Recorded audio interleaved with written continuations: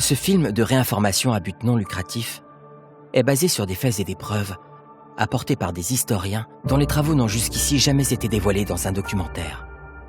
Ce film dévoile une histoire occultée depuis des siècles.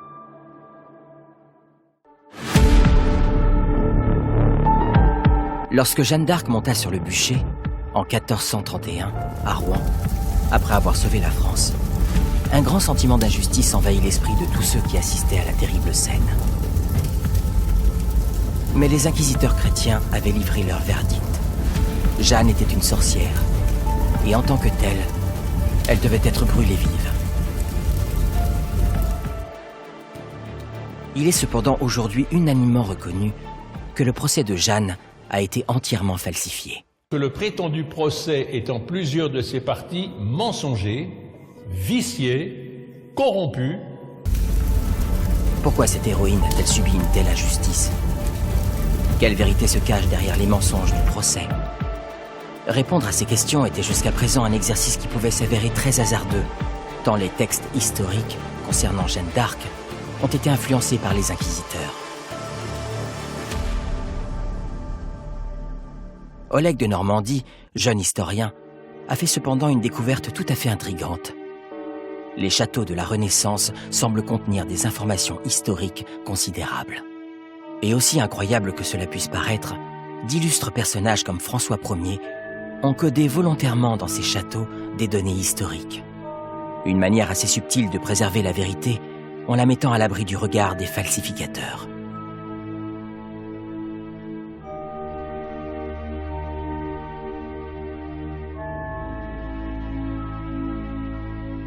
Les châteaux de la Renaissance seraient donc des livres de pierre, des livres précieux, capables de nous révéler la vérité sur Jeanne d'Arc et sur l'histoire de France.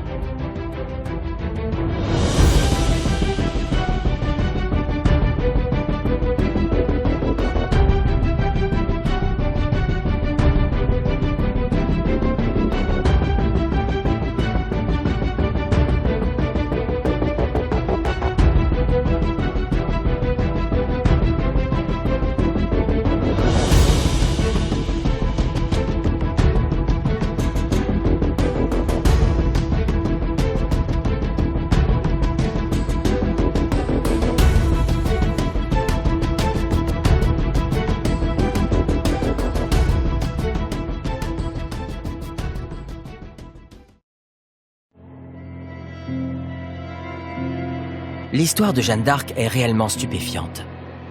En combattant l'armée anglaise, cette héroïne a sauvé la France. On dit qu'elle fut inspirée par Dieu, qui l'aurait choisie pour une mission.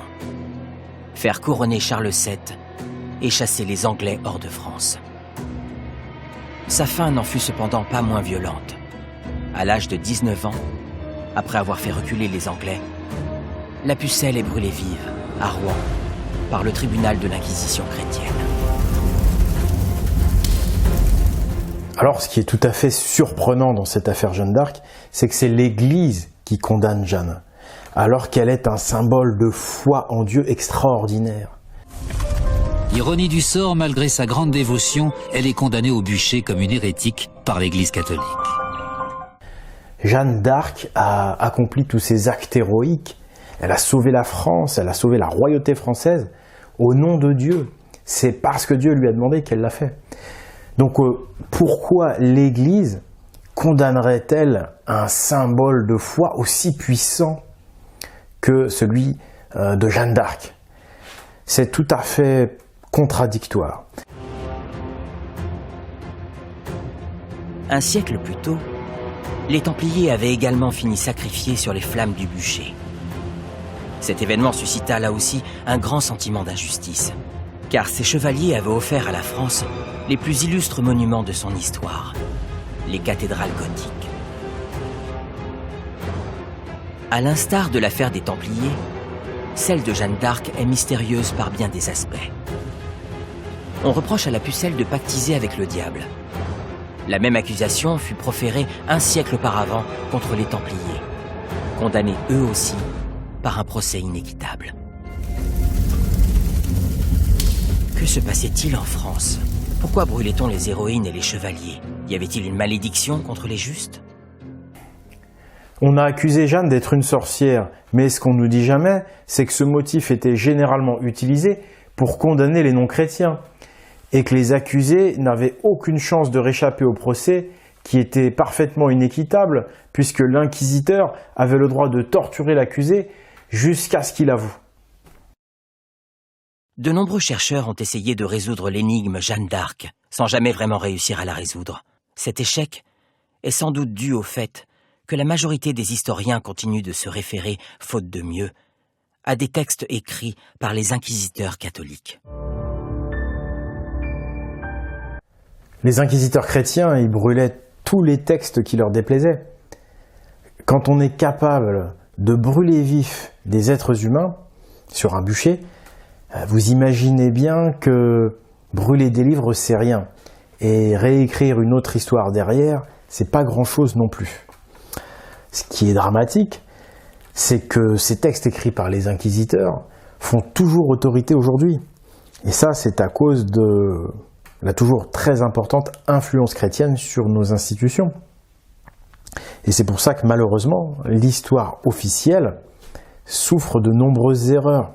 Et d'ailleurs, dans notre dernier film intitulé « Templiers, Vikings et cathédrales », nous avions révélé ce qui est l'un des grands secrets du Vatican, qui était le secret des Templiers. C'est-à-dire que les Templiers et les cathédrales gothiques Notre-Dame étaient de religion odinique.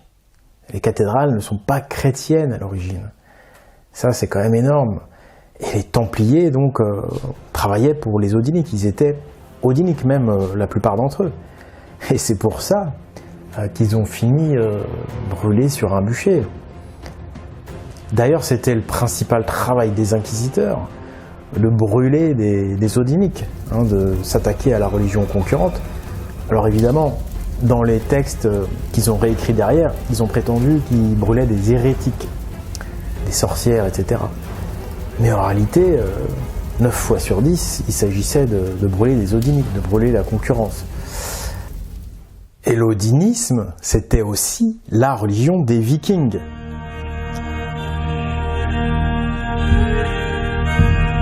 Donc, la question qui se pose par rapport à Jeanne d'Arc, c'est est-ce que Jeanne aurait pu, elle aussi, être de confession odinique, comme les Templiers? Jeanne d'Arc était une guerrière. On la surnommait la pucelle d'Orléans. Or, qui connaît la culture viking, connaît les vierges au bouclier, ces prodigieuses combattantes qui accompagnaient les hommes lors des croisades odiniques. Lors de leurs invasions au IXe siècle, les Vikings comptaient des vierges au bouclier dans leur rang.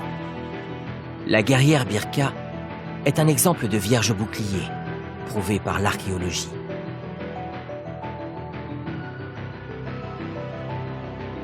Dans la religion odinique, on nomme ces vierges les Valkyries. Ces femmes vont au combat pour choisir les guerriers qui iront au banquet d'Odin, au Valhalla, grand banquet réservé aux guerriers morts au combat.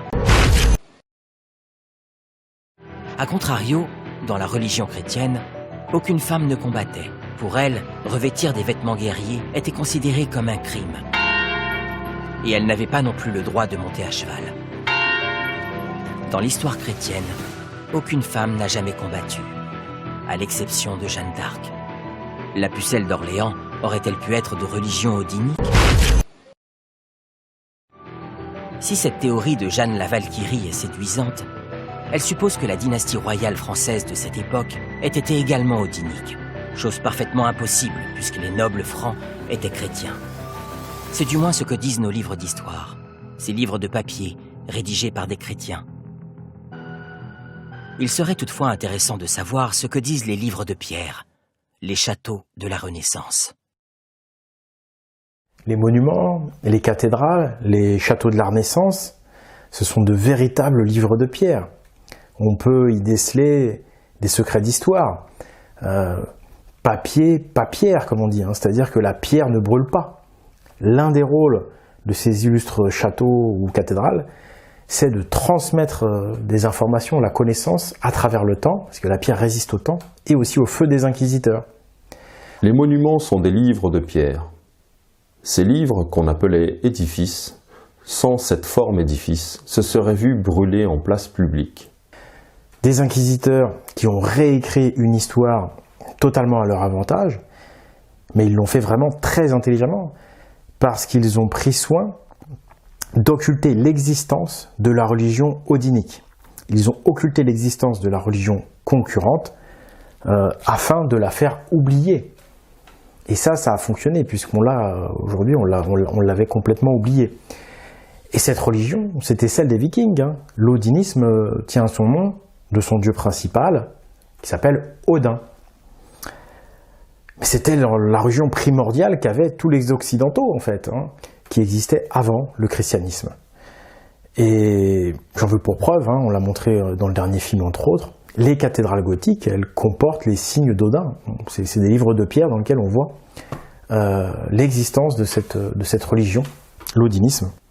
L'architecture a été la plus grande écriture du genre humain. Dans ce livre immense, toute pensée humaine a sa page, son monument. Donc les cathédrales et les châteaux de la Renaissance, ce sont des livres de pierre qui sont écrits avec des signes, des symboles, c'est codé. Bon, c'est un peu plus compliqué évidemment à lire, mais c'est fiable. C'est des informations fiables d'époque.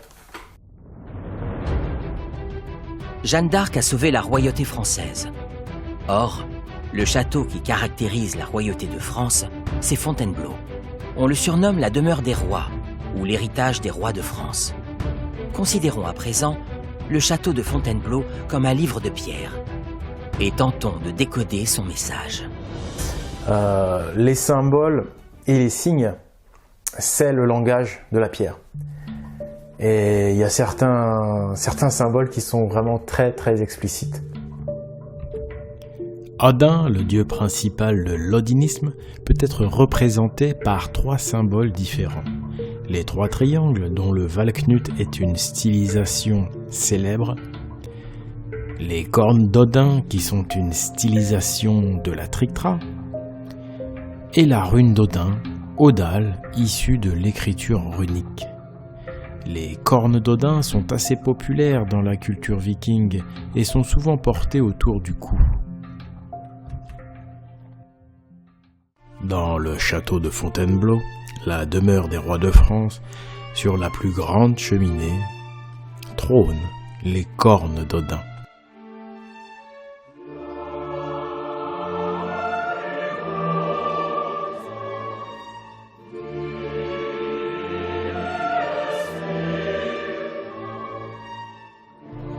Il s'agit de la plus illustre salle, vieille de 480 ans. C'est la somptueuse salle de bal. Elle fut construite au XVIe siècle, sur ordre de François Ier. Il s'agit de la salle principale du château, là où François Ier donnait des banquets. Les cornes d'Odin ornent chaque recoin de la salle. Aucun regard ne peut y échapper. Ce symbole peut aussi être nommé la Trictra cornue.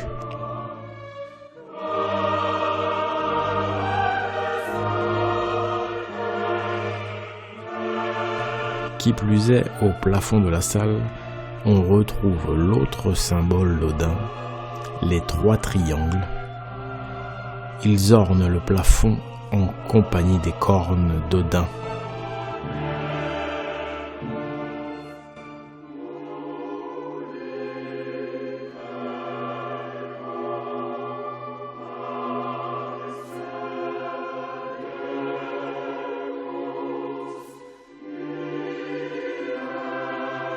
On peut même voir sur ces tableaux, sur la tête de ces jeunes femmes, les cornes issues du symbole.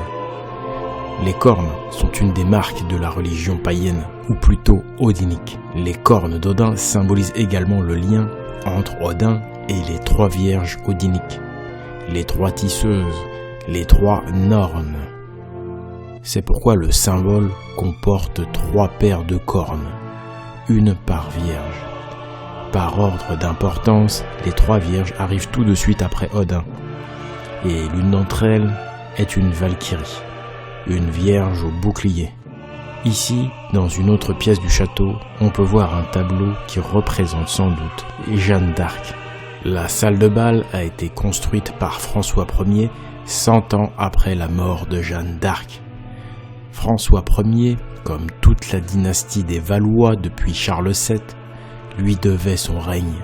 François Ier est surnommé le roi bâtisseur. Et nous allons voir qu'il a laissé un message extraordinaire au travers des châteaux de la Renaissance. Mais ce message est resté complètement ignoré. C'est bien simple, jusqu'à aujourd'hui, il n'existe absolument aucun écrit sur le sujet. Ce qui est frappant, c'est que les cornes d'Odin sont ultra visibles au château de Fontainebleau. Attends, mais pourtant, personne les a remarquées. Mais comment on peut expliquer ça ? Bah, tout simplement, ça s'explique parce que les gens ne connaissent rien à la culture odinique. Et puis, il faut dire qu'on s'attend vraiment pas à les trouver là, quoi. Ah, mais il y a des guides, il y a, par exemple, tu as des historiens. Comment on explique ça ? Enfin, quand on fait visiter le château, qu'est-ce qu'on raconte aux gens ? Bah, les guides, ils racontent que c'est l'emblème d'Henri II. Voilà, c'est ça ce qu'ils disent. En fait, ils s'en tiennent à l'histoire officielle. C'est tout. D'accord, dans cette histoire donc, qui est officielle, est-ce qu'à un moment donné, quand même, on explique l'origine odinique du symbole ? Non, on ne nous précise pas que Henri II a choisi un symbole odinique pour emblème, et nulle part non plus dans l'histoire officielle, on ne nous signale l'origine odinique de ce symbole. Nulle part et jamais. Donc, on se dit qu'en fait, la seule raison possible à ce manquement, c'est qu'il y a une volonté d'occulter le passé odinique de la France. Si l'histoire officielle était sincère dans sa version de dire « c'est l'emblème de Henri II », au lieu de dire « c'est l'emblème de Odin », et dans ces cas-là, il préciserait au moins quelque part, à un moment donné, que cet emblème a une origine odinique. Or, ils ne le font jamais, nulle part. Donc, on retrouve les cornes d'Odin dans d'autres châteaux Renaissance, dont celui de Dampierre-sur-Boutonne.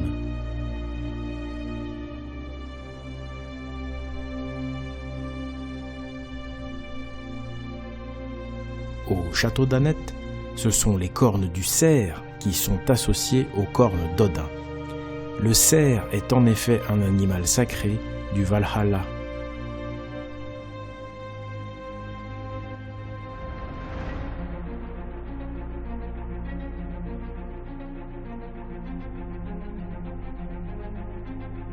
Au château d'Écouen, qui fait aujourd'hui office de musée de la Renaissance, parmi tous les symboles que l'on peut trouver, c'est l'emblème odinique qui est le plus présent de tous.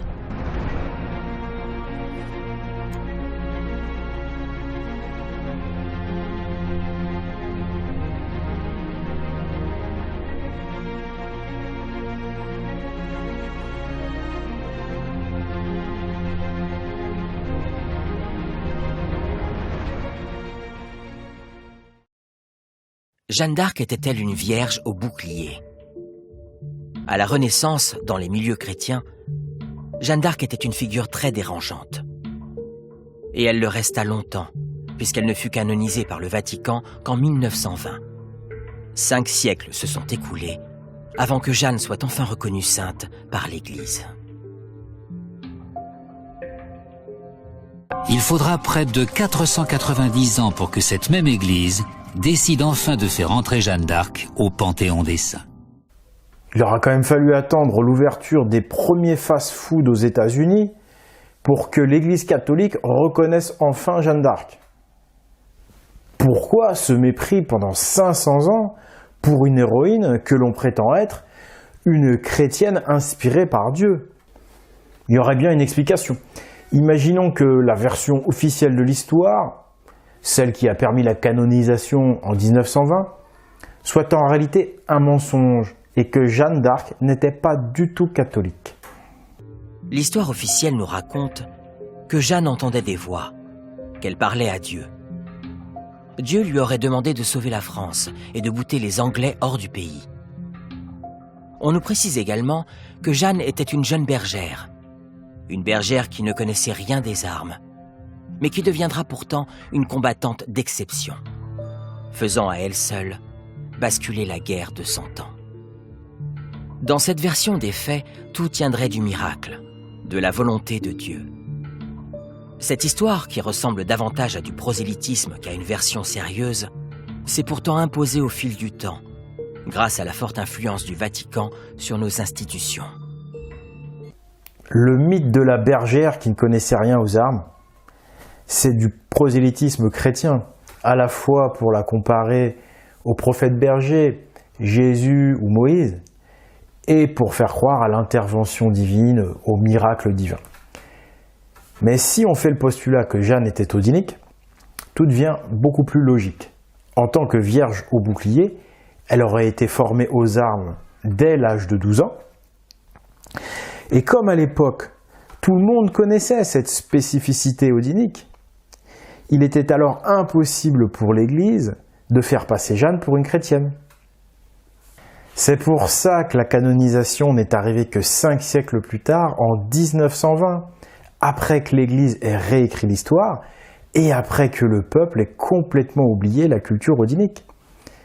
Cette version de l'histoire, Jeanne la bergère chrétienne, n'est qu'une fable à la gloire du christianisme. Une fable toujours défendue en coulisses par le très influent Vatican. Car si les gens apprenaient que la France a été sauvée par Jeanne la Valkyrie, vous imaginez le coup de tonnerre culturel et identitaire que cela aurait? Cela voudrait dire que les racines de la France ne sont pas chrétiennes, mais odiniques. Dans le film « Templiers vikings et cathédrale », nous avions démontré que le phénomène viking était une révolution odinique internationale. Une contre-attaque destinée à l'Empire chrétien qui asservissait les païens. Cette guerre était un combat pour la liberté et l'égalité. Une bataille menée contre la pensée unique et contre l'établissement d'une caste dominatrice. L'Église étant intimement liée à la politique, c'était aussi une guerre de religion, un face-à-face entre les dieux et les déesses odiniques et le Dieu unique chrétien. Les Vikings, victorieux, bâtirent alors des temples dédiés aux déesses vierges et aux dieux, les cathédrales gothiques. Grâce à l'or et à l'argent qui venaient d'Amérique du Sud, un continent qu'ils avaient secrètement découvert, l'ordre des Templiers fut fondé pour répandre la religion odinique. Un équilibre politique avait été trouvé entre l'odinisme et le christianisme. Un équilibre dont le roi des Francs était le symbole et le gardien. Cette situation dura jusqu'au début du XIVe siècle, moment où les mines d'or et d'argent exploitées par les Vikings templiers furent à sec. L'argent odinique, qui jusque-là alimentait le royaume, vint à manquer, provoquant une immense crise économique et politique en Occident.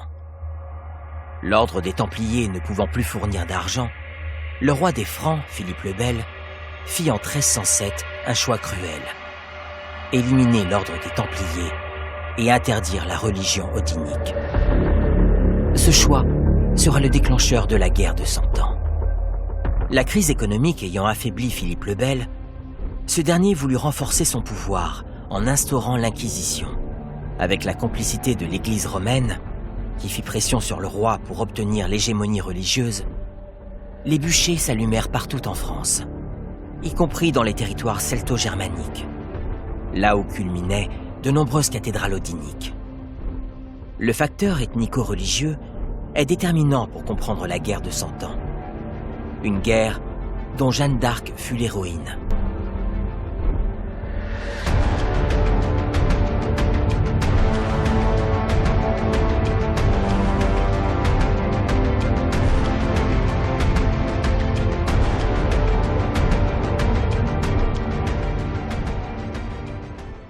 Au début de cette guerre, le découpage ethnique du territoire franc était toujours issu des invasions vikings.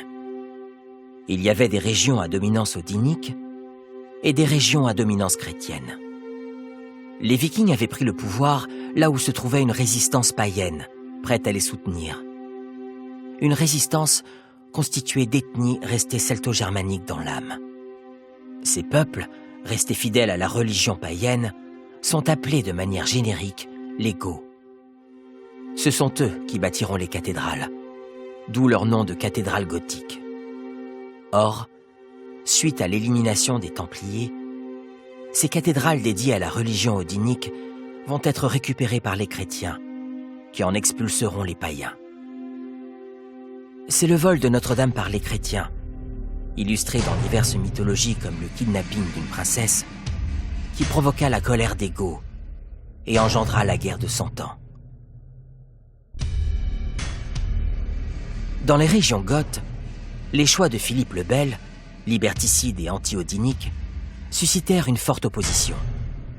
Les Goths venaient de se faire voler Notre-Dame par les chrétiens, qui leur interdisaient de pratiquer la religion native de l'illustre cathédrale.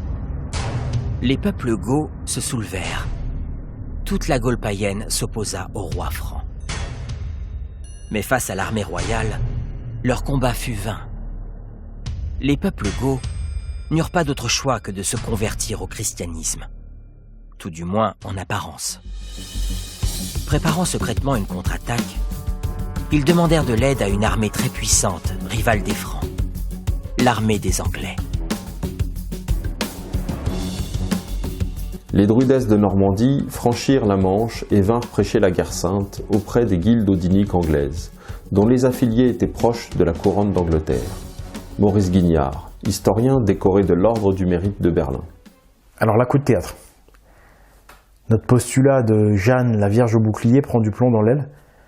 Les odiniques que l'on voyait du côté français étaient en fait en guerre contre la royauté française. Pour retrouver la vérité, il fallait continuer à lire les livres de Pierre.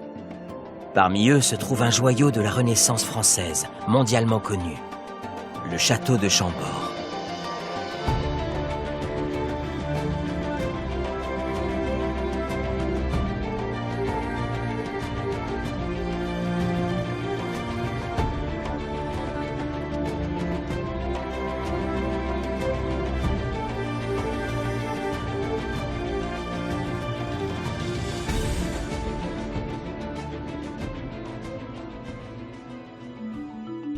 Pour comprendre le message du château, il faut connaître les runes, l'écriture des Vikings. Les runes, ici disposées en cercle, sont des signes odiniques. Voici la rune Evaz, la rune Ing et la rune Stan.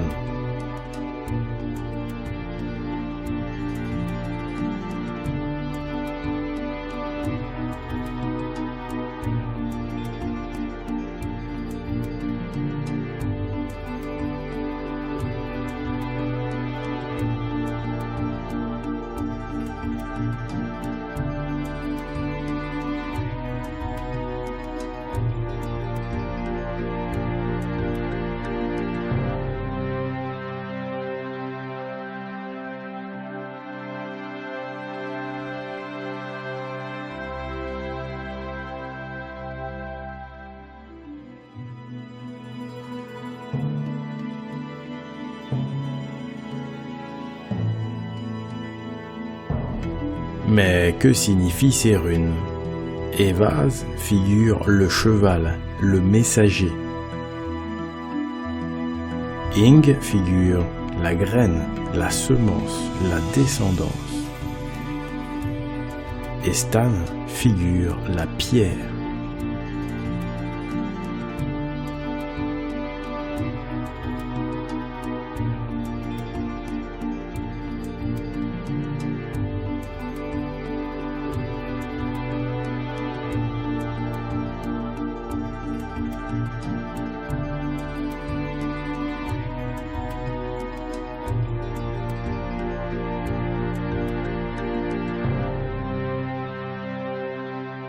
Quand j'ai découvert les runes du château de Chambord, ça a été un moment très spécial. D'abord parce que, en tant qu'historien, je trouvais des éléments qui allaient être d'une grande aide, mais surtout parce que j'ai senti cette volonté de transmettre qui venait des ancêtres. Je me suis senti accompagné par nos ancêtres qui m'apportaient une aide.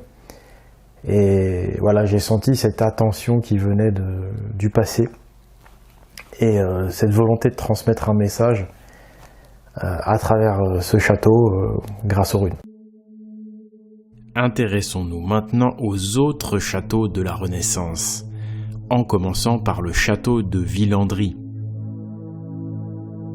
célèbre pour ses somptueux jardins. Mais le château lui-même n'est pas mal non plus. Regardez ce que l'on peut observer depuis sa cour principale.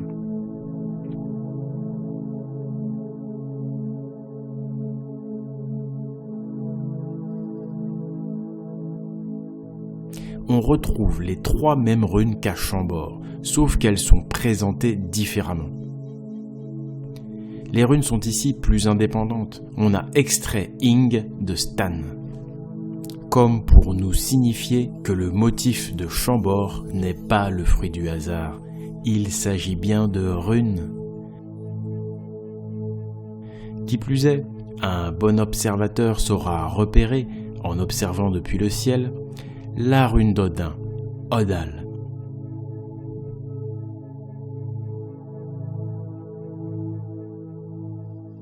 Direction Chenonceau pour retrouver l'un des bijoux de la Renaissance. Ce magnifique château a été construit à même le Cher. Et l'on retrouve sur sa façade principale ainsi qu'à son entrée les 3 mêmes runes, présentées de la même façon qu'à Chambord.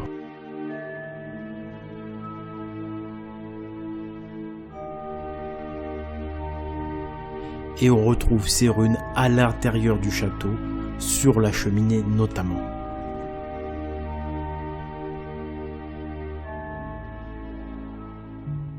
On retrouve donc ces 3 runes souvent liées de la même façon sur ces 3 grands châteaux de la Loire. Mais ces runes se trouvent aussi sur la cathédrale Notre-Dame de Chartres. Or, Chartres, si vous avez vu le dernier film, vous savez que c'est la ville des bâtisseurs de cathédrales. La ville de l'école odinique de Chartres, le centre intellectuel qui créa l'architecture gothique. Cette école fut malheureusement fermée au XVIe siècle. Heureusement, il nous reste les devantures de porte de ces écoles de compagnons bâtisseurs, et elles nous révèlent la signature runique de l'école de Chartres, qui est exactement la même que celle du château de Chambord.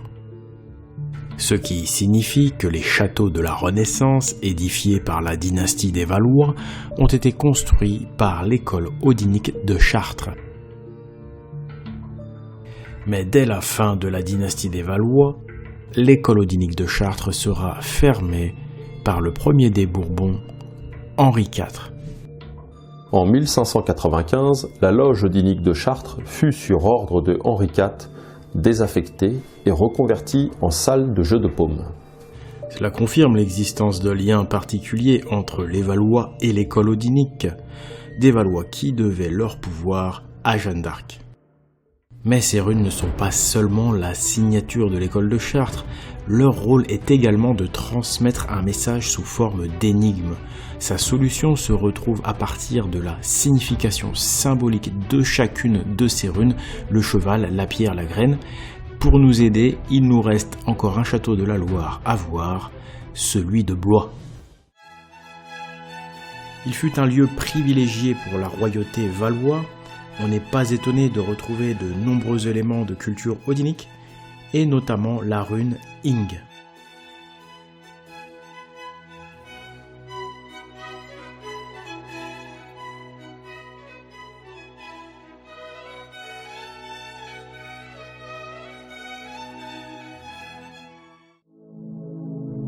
On peut également repérer la présence discrète de la rune Odal.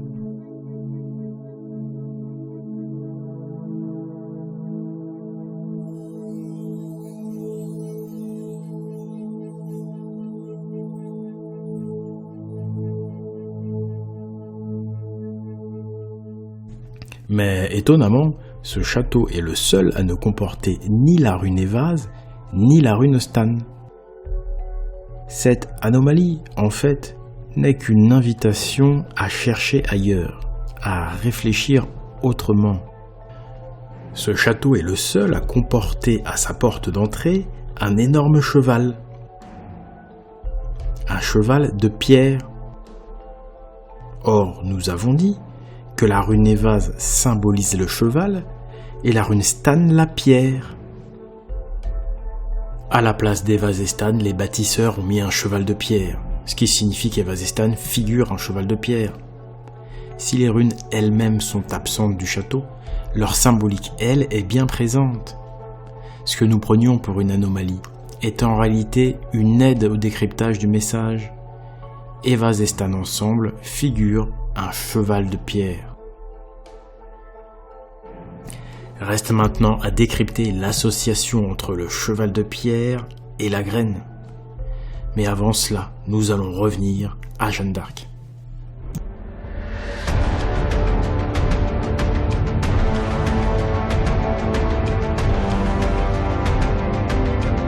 La véritable cause de la guerre de 100 ans, c'est cette oppression royale et chrétienne contre les ethnies goths, contre les Goths, ces peuples restés odiniques dans l'âme, attachés aux vieux principes traditionnels de liberté, d'égalité en droit. Il faut savoir que la démocratie, l'assemblée locale avec la liberté d'expression, on retrouve ça dans la religion odinique. Tellement c'est sacré la liberté chez ces anciens peuples celto-germains. Et en face, on a le monde romain devenu chrétien, mais qui garde les mêmes principes de volonté d'imposer sa pensée, d'imposer une religion, une façon de faire, au mépris de la liberté, au mépris de l'égalité. Parce que bon, la société chrétienne qu'ils imposaient, là, c'était une société de caste. Hein.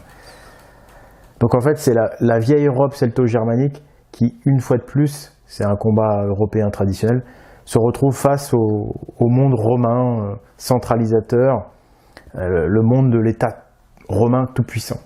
L'exécution des Templiers et l'interdiction des guildes odiniques avaient donné lieu à une petite émigration odinique vers l'Angleterre. Alors qu'en Gaule, les vierges odiniques, appelées Druides ou Alwyn, menaient secrètement la résistance contre l'oppresseur franc chrétien. Puisque la noblesse française avait osé voler Notre-Dame et allumer des bûchers contre les odiniques, les Druides étaient bien décidés à leur faire payer ces outrages. Leur premier acte fut de venger les Templiers en faisant tuer le roi Philippe le Bel et le pape Clément dans l'année qui suivit l'exécution de l'ordre des Templiers, comme Jacques de Molay le leur avait promis. Pape Clément, roi Philippe, avant un an, je vous cite à comparaître au tribunal du vrai Dieu pour y recevoir votre juste châtiment. Les Druides odiniques, bien que réfugiés dans la clandestinité, disposaient encore d'un grand pouvoir.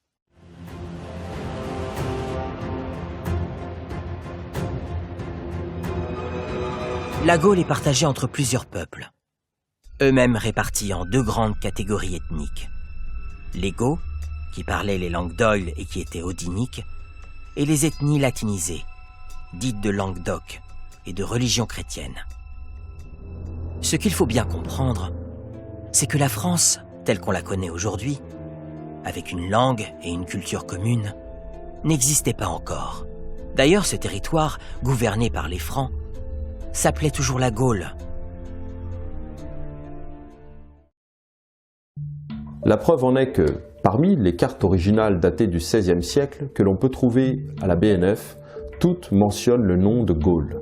La Francie n'est alors qu'une petite région coincée entre la Normandie et la Bourgogne. Les portraits des rois et les pièces de monnaie le confirment. François Ier était roi de Gaule et non roi de France.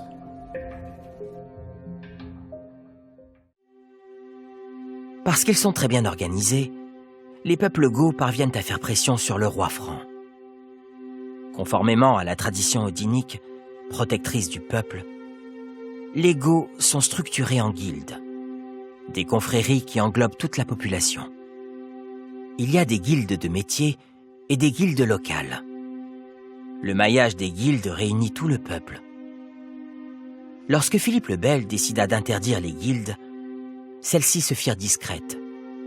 Si le roi avait ses services secrets, le peuple goth avait aussi les siens. Ce n'est pas un hasard si les ethnies goths sont principalement localisées dans les régions où s'élèvent des cathédrales gothiques.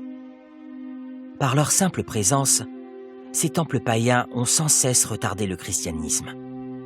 À cette époque, la Gaule était peuplée de Picards, de Normands ou de Bourguignons parmi les peuples goths, de Limousins ou de Provençaux parmi les peuples chrétiens. La noblesse franque, quant à elle, parlait le latin. Personne ne parlait encore le français. Au XVe siècle, la Somme formait la frontière linguistique entre le flamand et le norvégien. Il faudra attendre l'an 1538 pour que François Ier décide d'instituer la langue française afin qu'elle s'établisse durablement dans le pays. Cet acte donna à la France sa langue. Il fut réalisé à Villiers-Cotterêts par le roi bâtisseur François Ier lui-même. Quand on nous dit que Jeanne d'Arc avait pour mission de bouter les Anglais hors de France, ça ne reflète pas du tout la réalité de l'époque. En vérité, la guerre de 100 ans, c'était la dispute d'un territoire nommé la Gaule entre deux noblesses.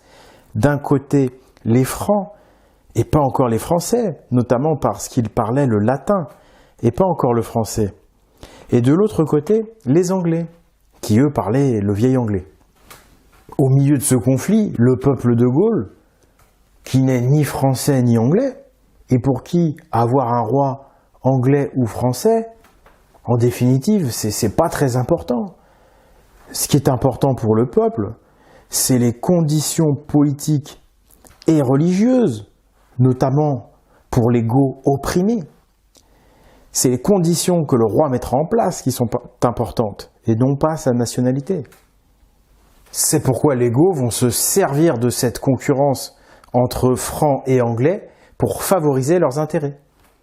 C'est un peu comme si un peuple qui subirait une tyrannie appelait à la rescousse un gouvernement étranger.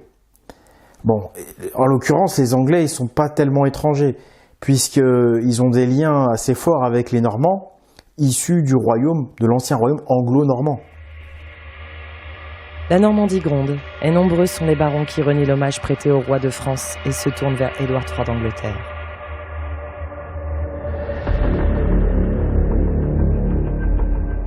Lors de la guerre de 100 ans, les guildes odiniques traitaient directement avec la noblesse anglaise, par l'intermédiaire des druidesses de Normandie. Les Anglais leur faisaient une confiance totale, au point qu'elles dirigeaient secrètement les opérations militaires anglaises. Les druidesses qui habitaient des territoires sous occupation chrétienne, obligées de se cacher, continuaient quant à elles leur activité en faveur des guildes odiniques. Dans la plus grande discrétion, elles servaient de service de renseignement pour les druidesses de Normandie, dont le siège de service d'espionnage était situé à Évreux.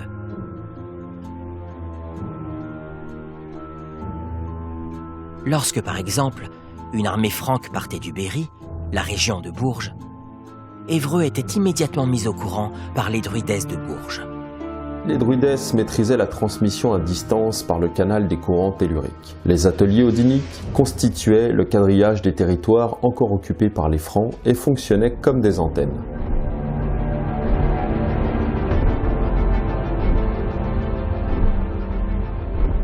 Ils transmettaient à Évreux les mouvements, heure par heure, des troupes franques. Les Anglais, ils connaissaient tout ou presque de la stratégie des Francs.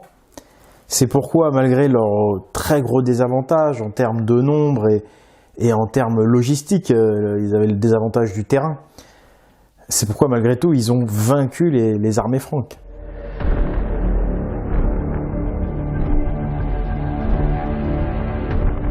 Rapidement, de nombreux territoires goths se libérèrent de la noblesse franque et passèrent sous la coupe anglaise ou sous celle du roi de Navarre, un allié des Anglais. De 1337 à 1364, le génie tactique d'Édouard III d'Angleterre entraîne une succession de victoires anglaises sur la chevalerie française. La noblesse française est complètement discréditée. À la suite du traité de Bretigny, une grande partie de la France est contrôlée par les Anglais. Ce changement de royauté leur permit de lever l'Inquisition, de retrouver la liberté religieuse et de mettre fin à la lourde imposition franque. Les guildes odyniques avaient négocié avec les Anglais, qui recevaient en échange une production agricole venant des riches terres de Normandie. En 1360, eut lieu un événement qui se révéla plus tard capital. Le duc Jean de Berry, un noble franc, frère du roi Charles V, est fait prisonnier par les Anglais. Il restera prisonnier durant 7 ans. Lors de sa captivité chez les Anglais, les Odyniques en profitèrent pour nouer une relation diplomatique avec le duc franc. Jean de Berry se lia en effet d'amitié avec une druidesse qui lui enseigna la tradition odynique. Pendant ces 7 années, le jeune duc fut initié à l'hermétique odynique. Ébloui par tant de beauté, il tomba sincèrement amoureux de cette religion. À sa libération et de retour en France, le duc Jean de Berry voulut alors développer la culture odynique dans son propre pays. L'ours dormant. Les armoiries de Jean de Berry sont l'ours et le cygne. L'ours évoque le nord, l'hyperborée, origine de la tradition odynique. L'ours symbolise aussi le roi. C'est le roi Arthur, inspiré du dieu Tur, lié à l'ours. Arthur signifie en effet ours-tur, car Art signifie ours en gaulois, d'où le nom d'Arthur. L'ours, c'est le totem des berserkers, les guerriers fauves d'Odin, redoutés pour leur fureur. La région du Berry elle-même, c'est le pays de l'ours. Sur le gisant du duc de Berry, un ours qu'il semble avoir apprivoisé s'est endormi à ses pieds. Cet ours dormant se réveillera-t-il un jour ? Le cygne. Dans l'Edda, le livre de l'odynisme, le cygne est l'animal sacré de la source d'Ourde. Or, cette source symbolise le passé. C'est en effet la source de la Norne qui tisse le passé. La devise du duc étant « Ours-cygne, le temps viendra » et pouvant se traduire par « Signe de l'ours, le temps viendra ». Il y a un jeu de mots à déceler entre cygne et cygne. Les signes de la source du passé, ce sont les signes du passé. Et la cathédrale gothique de Bourges a laissé des signes très importants du passé, comme la trictra, symbole odynique dont les cornes d'Odin sont une stylisation. Ou encore comme la signature runique de l'école de Chartres. Le duc de Berry, après avoir été initié par une druidesse lorsqu'il fut prisonnier, a donc lui aussi laissé des signes, les signes de l'ours. Le temps viendra où les signes seront reconnus, alors l'ours se réveillera. Observons maintenant les peintures du duc. Sur ce tableau, on peut voir la rune d'Odin, Odal.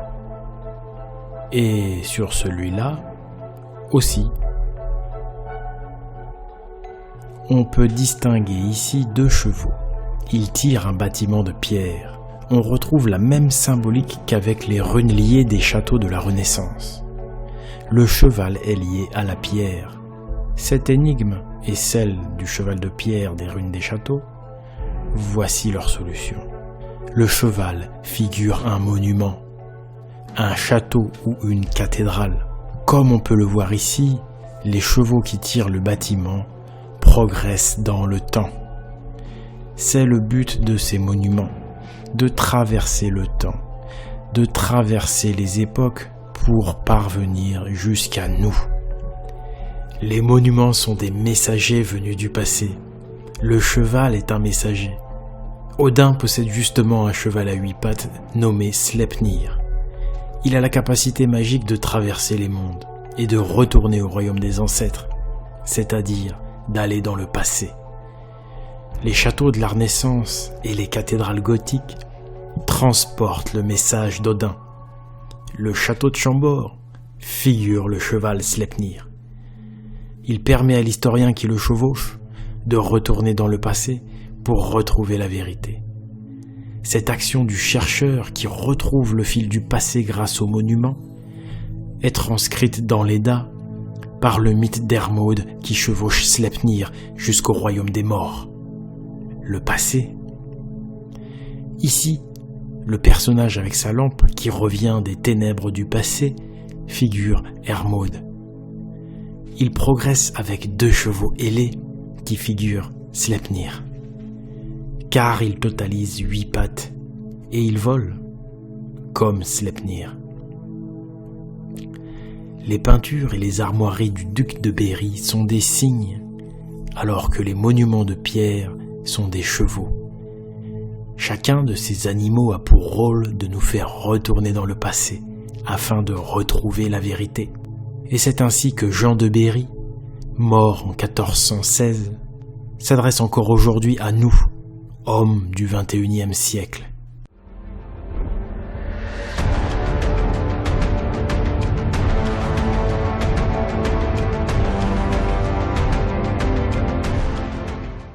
Malgré la prise de pouvoir des Anglais, la noblesse franque ne baisse pas les bras et réagit en fournissant un très gros effort militaire, faisant parler la puissance du nombre. Charles V finit par reprendre des provinces goths. Pour éviter un nouveau soulèvement du peuple contre lui, le roi franc promet qu'il n'appliquera pas les impôts habituellement prélevés dans le monde chrétien, et ce, dans aucune province goth. Ainsi, il annonce au peuple goth qu'il maintiendra la politique fiscale anglaise. Mais dès 1382, son successeur Charles VI révoque cette loi et tente de rétablir les impôts. En quelques jours, des révoltes éclatent partout en Pays d'Oil, à commencer par la Normandie. La révolte de la Harel à Rouen débute le 27 février, le même jour Caen se soulève, puis Falaise, puis Orléans, puis Reims, puis Amiens, puis Laon. Enfin, la révolte des Maillotins éclate à Paris le 1er mars.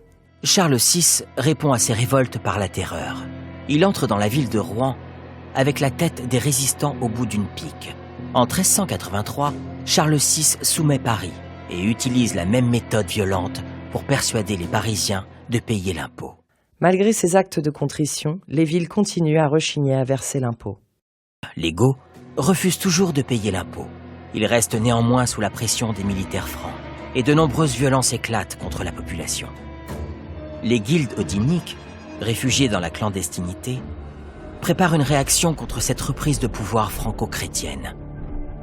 Et c'est sous la guidance des guildes odiniques locales que les Anglais reviennent à la charge en 1415 à Azincourt, où ils remportent grâce à l'appui de la noblesse bourguignonne une victoire écrasante.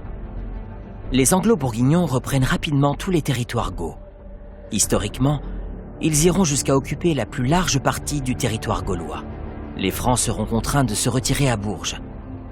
Bien qu'étant moins nombreux, les Anglais dominaient militairement les Français depuis presque 100 ans. Le renfort des Bourguignons ne fit qu'asseoir davantage leur supériorité. En 1420, sous la pression anglo-bourguignonne, est signé le fameux traité de Troyes.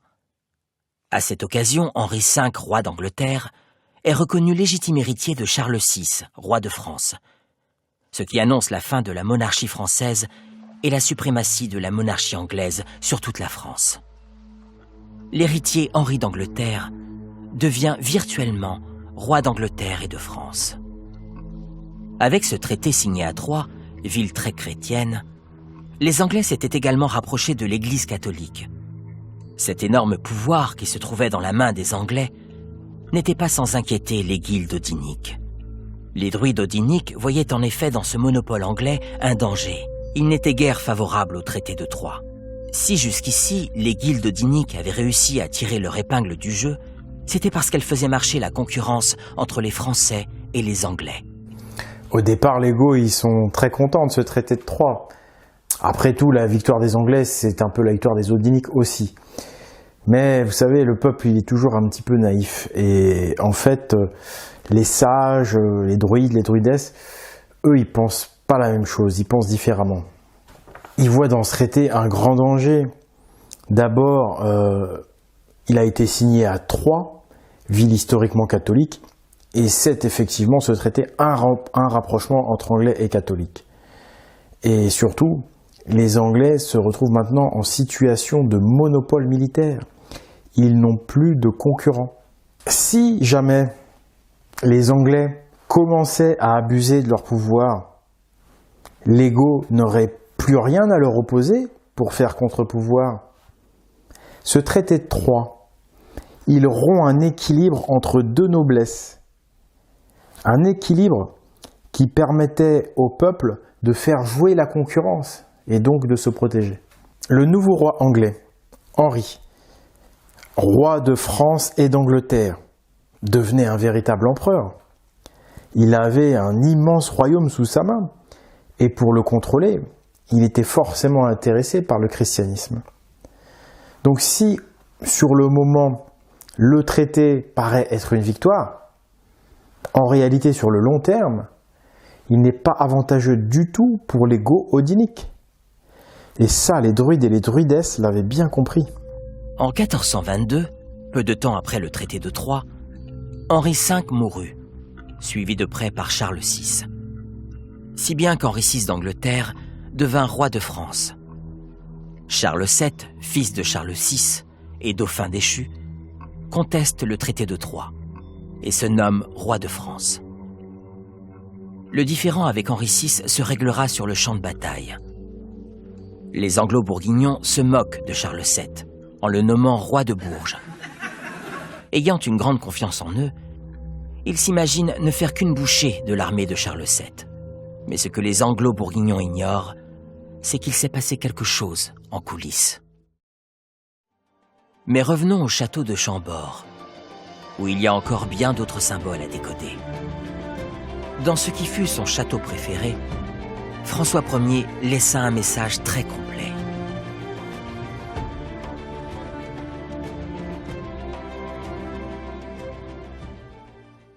Le château figure un cheval de pierre, un messager venu du passé pour nous apporter une graine, puisque c'est ce que figure la rune Ing. Mais une graine de quoi? Quel est le contenu de ce message? Ing, la graine, se trouve à l'intérieur de Stan, qui figure le château. C'est donc à l'intérieur du château qu'il faut chercher la nature de cette graine. Le contenu du message se trouve dans le château. Et effectivement, à Chambord, après les runes, les principales autres sculptures se trouvent à l'intérieur. Ce sont les 80 caissons des plafonds du château. Au deuxième étage, c'est-à-dire au troisième niveau, ces caissons sont toujours groupés par 4.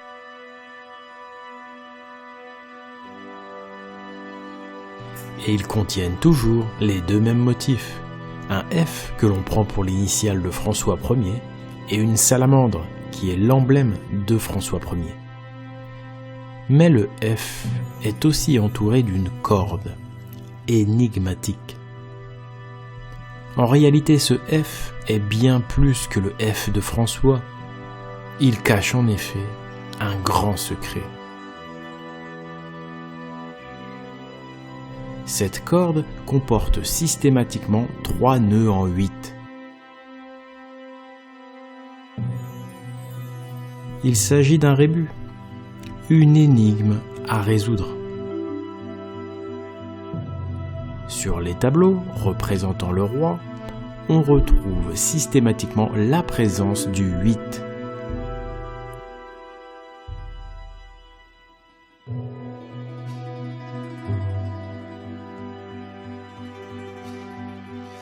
Et sur les portes du château aussi. L'escalier du château de Fontainebleau est lui-même en réalité un 8.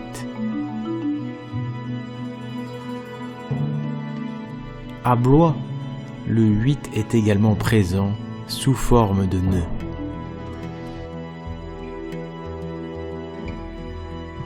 À Chenonceau, il est sculpté au plafond. Au château des Coins, on retrouve 2 autres fameux 8. Voici les étriers de François Ier. Ils sont là. Les étriers en or de François Ier.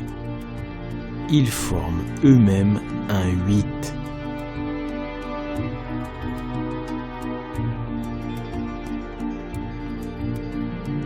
Un étrier fait référence à un cheval. Si en plus cet étrier est un 8, alors la référence au cheval à 8 pattes d'Odin devient évidente. D'autant que sur les peintures de François Ier à cheval, son cheval porte systématiquement soit une tenue cousue avec des nœuds en 8, soit la rune d'Odin. Au sommet du château de Chambord, on a la rune du cheval et à l'intérieur, on a le 8. Pas de doute, le château de Chambord figure le cheval d'Odin nommé Sleipnir. François Ier semble vouloir montrer à ses descendants spirituels qu'il est le messager d'Odin. Mais alors pourquoi Sleipnir a-t-il 8 pattes et non 4 comme tous les autres chevaux ? Les 8 pattes de Sleipnir, c'est une anomalie volontaire pour signaler le chiffre 8, car le 8 est le chiffre qui symbolise le temps. Temps sur lequel Sleipnir est capable de naviguer. Le 8 évoque aussi l'hermétique. La 8e lettre de l'alphabet est le H, initiale d'hermétique, une discipline liée à Hermode. Le seul chevalier avec Odin à être capable de chevaucher Sleipnir. Chevaucher Sleipnir, c'est une métaphore qui signifie comprendre les livres de Pierre. Mais nous sommes loin d'avoir fini de décoder tout le message de Chambord. Ce rébus, que signifie-t-il ? Pour comprendre le rébus de Chambord, il faut connaître le mythe principal de la religion odinique. Dans le christianisme, le mythe principal, c'est Jésus qui est crucifié sur la croix pour sauver les chrétiens. Dans l'odinisme, c'est Odin qui se pendit par les pieds à l'arbre sacré afin de découvrir les secrets des runes. On retrouve dans le rébus de François Ier tous les éléments du mythe. On retrouve la corde du pendu, le nœud de pendu et la boucle du pendu. Alors qu'Odin lui-même est figuré aussi à travers cette corde, car on y retrouve 4 fois sa rune, Odal.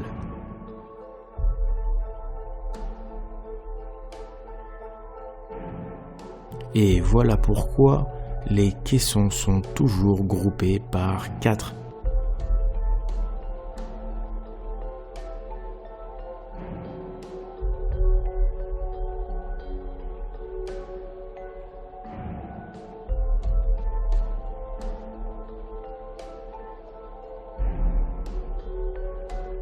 Il nous reste à décrypter les 3 8 et ce F atypique. Eh bien, il figure les runes découvertes par Odin. Les runes sont en effet divisées en 3 groupes de 8. En 3 8, en 3 8 comme on dit en norrois, en 3 8 comme on dit en anglais. Il y a le 8 de Freya, le 8 de Hagal et le 8 de Tur. La première lettre de cet alphabet, qui n'en est pas un, c'est le F. On nomme cette écriture le Futhark et non l'alphabet, parce qu'elle commence par un F et non par un A. La rune du F se nomme Fehu. Et voici son tracé. On voit que les 2 branches sont inclinées.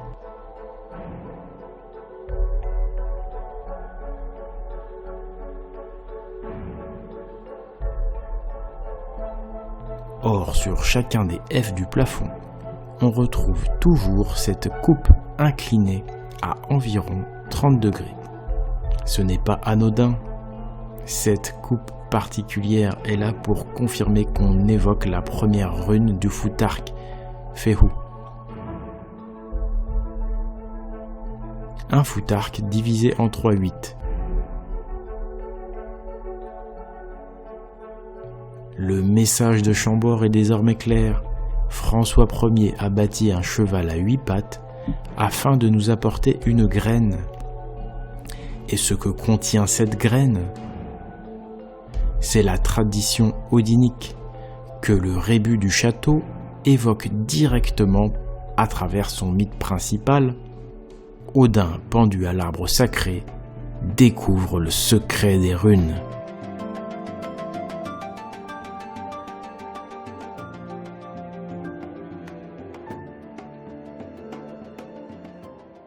Malheureusement, dans ce documentaire, on n'a pas le temps de tout montrer, mais il y a encore énormément de références odiniques dans ces châteaux, notamment à Chambord, où tout est odinique. Pour revenir à l'histoire, il est très intéressant de remarquer que pour la royauté française, il y a un avant et un après Jeanne d'Arc. La dynastie des Valois bascule dans l'odinisme à partir de Charles VII, donc à partir de Jeanne d'Arc. Jeanne et les Valois vont provoquer la renaissance d'Odin. Si cette période de l'histoire s'appelle la Renaissance, ce n'est pas anodin.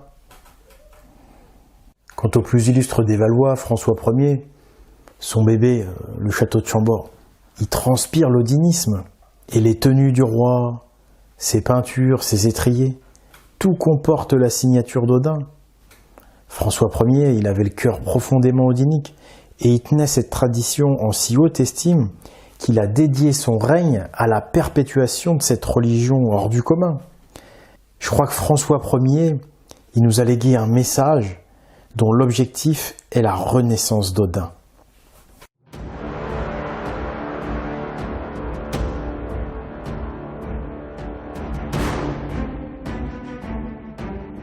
À la suite du traité de Troyes, le roi anglais Henri se retrouvait avec un énorme pouvoir entre les mains. Les Anglais s'apprêtaient à écraser Charles VII et à prendre le contrôle d'un véritable empire. Mais ce qu'ils ignoraient, c'est que Charles VII possédait désormais un nouvel atout, un avantage que ses prédécesseurs n'avaient jamais eu. Son nom est Jeanne d'Arc.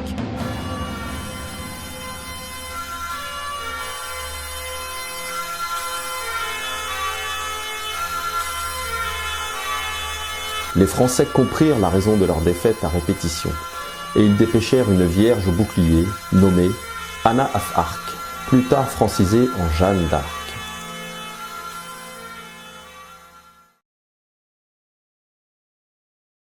Le traité de Troyes avait complètement modifié le rapport de force. À long terme, ce traité n'allait pas dans le sens des Odiniques. Pour la première fois, les Odiniques et les Francs avaient tout intérêt à s'entendre.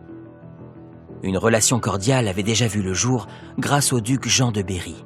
Ayant été initié par une druidesse, le grand-oncle du roi Charles VII avait tout mis en œuvre pour regagner la confiance des Odiniques, en produisant notamment des châteaux et des peintures odiniques.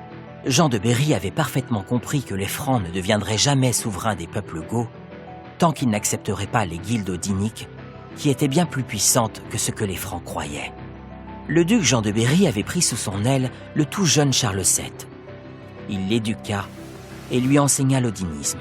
Il fut le mentor de Charles VII. C'est ainsi que le roi Charles VII avait pu créer une relation de confiance avec les guildes odiniques, même si cette relation était demeurée secrète. Quand le traité de Troyes eut lieu, les intérêts des Odiniques et des Francs convergèrent. Un extraordinaire renversement d'alliance allait s'opérer. Les vierges au bouclier combattraient désormais pour les Francs.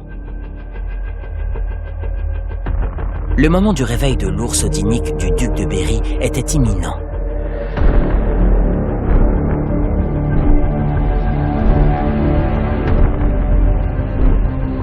Sous la conduite de Jeanne d'Arc, une unité d'élite odinique apparut lors de la bataille d'Orléans.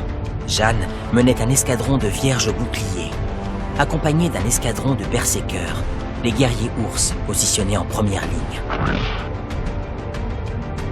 Les Français, alliés aux Odiniques, renversèrent la bataille à leur avantage. Jeanne d'Arc remporta une série de victoires face aux Anglais et sauva Charles VII. Elle le conduisit jusqu'à Reims, une région goth, pour le faire couronner.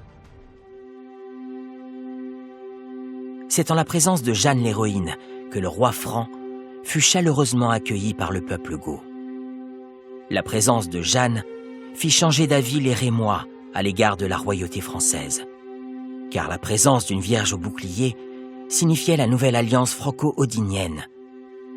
C'était une garantie pour le peuple goth de garder une politique odinique. En couronnant Charles VII à Reims, Jeanne d'Arc sonnait le glas d'une royauté valoise régénérée. C'était fini les rois despotes qui imposaient au peuple une politique inquisitrice. Charles VII incarnait une nouvelle dynastie de rois francs odiniques. À Reims, on ne célébrait pas seulement le nouveau roi, on célébrait le mariage entre les Francs et les Odiniques. Une union qui fonctionna si bien qu'elle finira par donner naissance à la France, cette nation unie par une langue commune, le français. Une langue qui sera lancée par François Ier. Mais suite au couronnement de Charles VII, les Anglais occupent toujours la Normandie. Revanchards, ils firent capturer Jeanne d'Arc pour la rapatrier à Rouen, sous occupation anglaise.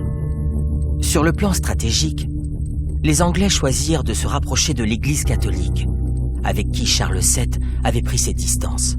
Ils livrèrent Jeanne à l'Église catholique, qui appliqua l'Inquisition et l'accusa de pratiquer la sorcellerie. Toute la situation s'est inversée. C'est un retournement d'alliance. Maintenant, les Anglais font tout pour séduire l'Église de Rome. C'est pourquoi, d'un commun accord, ils décident avec l'Église chrétienne de brûler Jeanne d'Arc. Lorsque prisonnière du camp anglais, elle est conduite à Rouen, où l'Église catholique la condamne pour hérésie. Jeanne mourra sur le bûcher. En traitant Jeanne de sorcière, ils espèrent aussi créer des soulèvements chrétiens contre Charles VII. Le peuple du sud de la France étant à majorité chrétienne, les Anglais tentèrent de faire passer Charles VII pour un traître à la chrétienté. Les Anglais espéraient ainsi provoquer un soulèvement des peuples latins contre Charles VII. Mais faire périr Jeanne la Vierge bouclier sur un bûcher, à Rouen en Normandie, une région odinique, fut une terrible erreur. Le peuple normand, qui était jusque-là en bon terme avec la royauté anglaise, se révolta.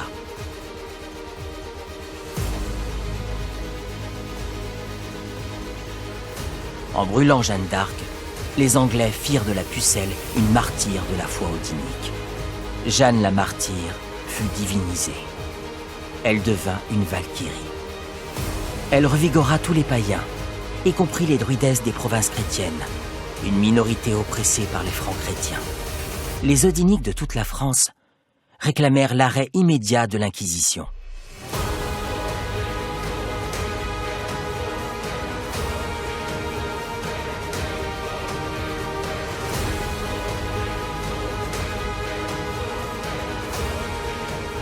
Ils furent entendus par Charles VII, qui appliqua ce qui était prévu lors de l'établissement de la nouvelle alliance entre les odiniques de Jeanne d'Arc et les francs de Charles VII. La fin de l'Inquisition. Les guildes odiniques avaient remporté leur guerre contre les inquisiteurs. Le moment était donc venu pour Charles VII d'assumer son odinisme face au monde chrétien. Si le roi Charles VII subit une forte pression chrétienne, celle-ci vient surtout de Rome. Restant fidèle à Jeanne d'Arc et aux odiniques, le roi franc fera un geste très fort en sanctionnant l'Église romaine. Il s'agit de la pragmatique sanction de Bourges. Charles VII sanctionna l'Église catholique pour avoir brûlé Jeanne d'Arc. Il la rendit par la même occasion coupable de persécution à l'égard des odiniques. Par cette action, le roi marqua son total désaccord avec Rome et l'Inquisition. Par la pragmatique sanction de Bourges, Charles VII se sépare du Vatican et rend l'Église de France totalement indépendante de Rome. Dorénavant, l'Église de France sera sous autorité royale. L'Inquisition et les persécutions furent désormais terminées en France, et pour longtemps. Ce fait fut illustré par le roi Louis XI, qui alla jusqu'à déplacer son armée pour combattre les inquisiteurs et défendre les paysans païens. Louis XI défendit ainsi les paysans vaudois du Val-Put contre l'inquisition épiscopale en Dauphiné. Louis XI ne faisait que poursuivre la politique de son père, Charles VII. En 1449, Charles VII n'eut aucun mal à reprendre la Normandie aux Anglais, qui depuis le martyre de Jeanne n'étaient plus en bon rapport avec le peuple normand. C'est ainsi que les Valois réunifièrent la France. Les deux religions, chrétienne et odinique, cohabitèrent sans que l'une n'essaie d'écraser l'autre. Comme nous le montrent les châteaux odiniques de la Loire, cette politique fut maintenue par tous les rois de la branche des Valois. Parmi tous ces rois de la branche des Valois, issus de l'alliance entre Charles VII et Jeanne d'Arc, François Ier est le plus emblématique. C'est lui qui, en 1538, institua la langue française dans notre pays. Si l'on parle français en France, c'est grâce à François Ier. Il fut, avec Jeanne d'Arc et Charles VII, l'un des 3 pères fondateurs de la France telle que nous la connaissons aujourd'hui. C'est encore à lui que nous devons de découvrir des vérités historiques. Conformément à la tradition odinique, François Ier a su nous les transmettre par l'intermédiaire de ses châteaux, de véritables livres de pierre. Ces livres de pierre sont liés à l'Edda, les textes sacrés de la tradition odinique. Dans l'Edda, on retrouve la véritable histoire de l'Occident et de la France. Quant à Jeanne d'Arc, les mythes se trouvent dans l'Edda poétique, sélection française. Le cheval Grani, fils de Sleipnir, figure les châteaux de la Renaissance, fils des cathédrales gothiques, et seul livre de pierre capable de délivrer la vérité sur Jeanne d'Arc. Quant à l'histoire des cathédrales gothiques et des Templiers, elle se trouve dans différents mythes de l'Edda de Snorri. Les clés de lecture, qui permettent de comprendre l'Edda de Snorri, sont expliquées par Oleg de Normandie. Avec les films Templiers, Vikings et Cathédrales, et Jeanne d'Arc, Odin et la Renaissance, je crois que nous avons démontré que la civilisation occidentale ne doit rien à l'Orient. Les plus illustres monuments occidentaux, les cathédrales gothiques, les châteaux de la Renaissance, ont bien été construits par des scientifiques et des architectes occidentaux, qui certes ne signaient pas ces monuments de leur nom propre, mais qui les signaient néanmoins, et tous de la même façon, avec la même signature, celle d'Odin. La civilisation occidentale ne doit rien à l'Orient. Son lieu sacré, sa source la plus reculée, est la mythique Hyperborée du Grand Nord. Les inquisiteurs ont toujours répandu le contraire. Un mensonge destiné à dévaloriser les Occidentaux, afin d'en faire des chrétiens et les empêcher de retrouver leurs racines.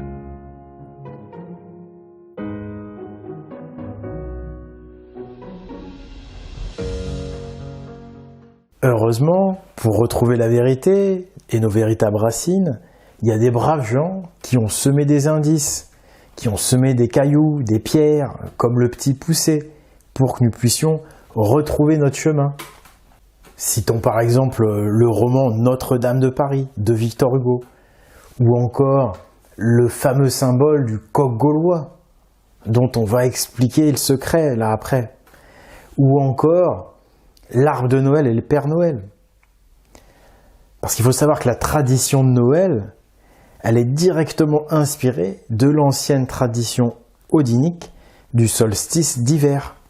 Déjà, le mot Noël vient du vieux gaulois Noyo-El, qui veut dire nouveau soleil. Car à partir du 25 décembre, vous savez que les jours commencent à rallonger.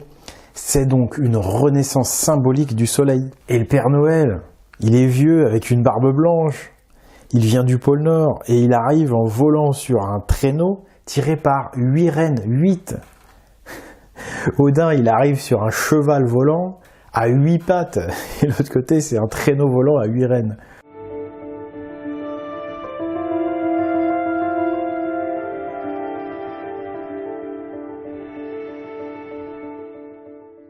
Eh ben oui, Odin, il a dû se déguiser pour se protéger de l'Inquisition.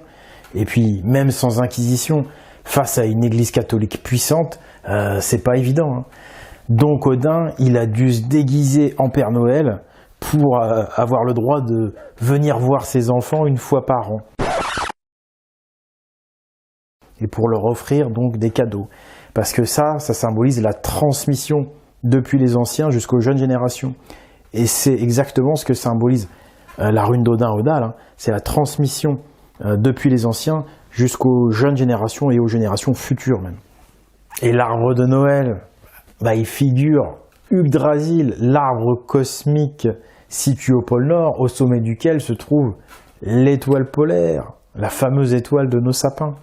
Enfin, Noël, c'est aussi l'ours polaire, l'ours odinique du duc de Berry, que nous allons maintenant sortir de son hibernation grâce au coq gaulois qui va le réveiller.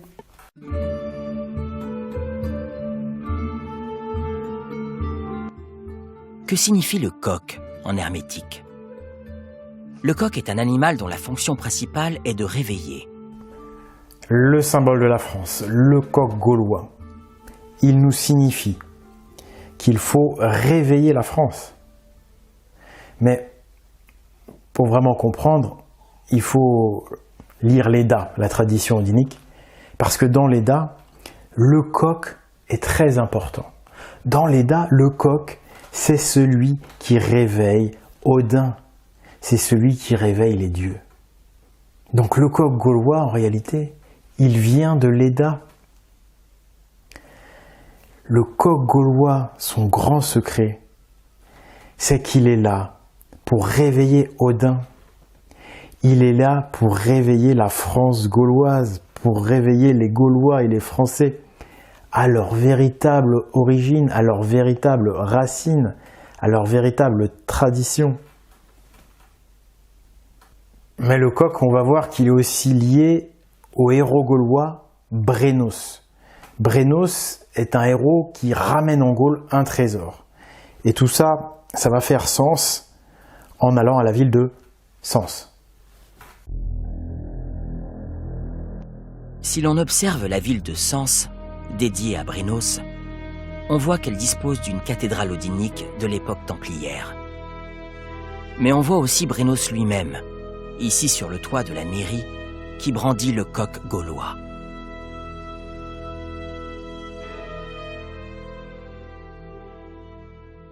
Juste en face de la cathédrale gothique de Sens, il y a un Brennos qui brandit le coq gaulois, comme pour inciter les gens à se réveiller.